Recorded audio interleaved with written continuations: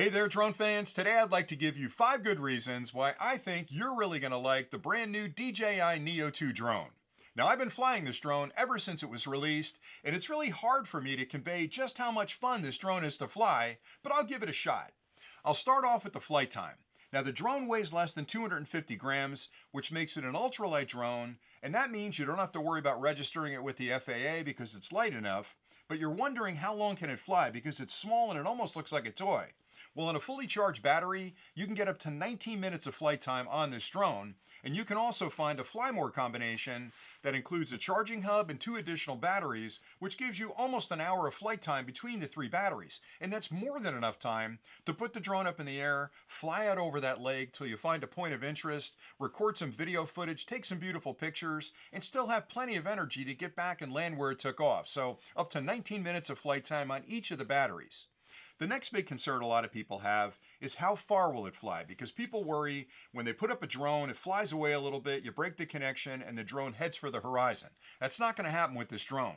It's got a dual connection strategy where it uses standard Wi-Fi between the drone and your phone, or if you add this additional module in the back, you actually enable the OcuSync 4 technology, which is a proprietary DJI technology that guarantees up to 10 kilometers of distance between the controller and the drone, which is an incredibly long way to fly a drone. Now, you can't really fly it that far because in the United States, we have a visual line of sight requirement, which means you have to keep the drone sort of in your line of sight when you're flying it. But still, knowing you've got that strong signal between the drone and the dedicated controller means that you won't have to worry about losing a signal if you drop down behind a stand of trees or maybe you swoop behind a building for a couple of seconds.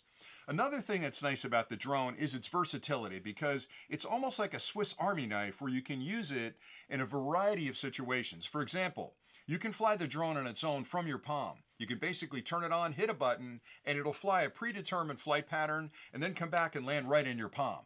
You can also fly it like a regular drone using your phone using a Wi-Fi connection.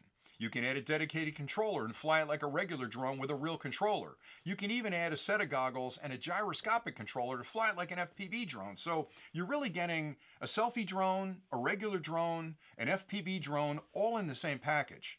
And again, it's small enough where it's a great drone for new flyers that are looking to join the hobby, or even flyers that already own a larger drone that are looking for something smaller to take on vacation or just take along on their next hike. The next thing that's important is the quality of the imaging. Now, you see a drone like this that's small and you're thinking, boy, it probably can't do that well with video. This drone has a 1/2-inch sensor on it, which means you can record 4K footage up to 60 frames per second, which is incredibly good. It's like having a DSLR camera up over that lake on a balloon. I mean, you're capturing some incredibly good footage out there. It's also an incredibly safe drone. It has 360-degree obstacle avoidance, which means when it's flying through a complex environment, it can identify the solid objects and avoid those solid objects using that 360-degree avoidance. It also has LiDAR in the front, so if you're flying late in the afternoon, maybe it's getting a little darker in the woods, that LiDAR will help enhance its crash avoidance because it'll know where those trees are. Then the final thing I like about the drone is the fact that it's got automation built in, which allows you very easily to hit a button, have the drone automatically fly and capture a beautiful selfie shot of you and your family. And there are different patterns that you can actually load into the drone. One of them will circle around you, one will fly away from you as it elevates.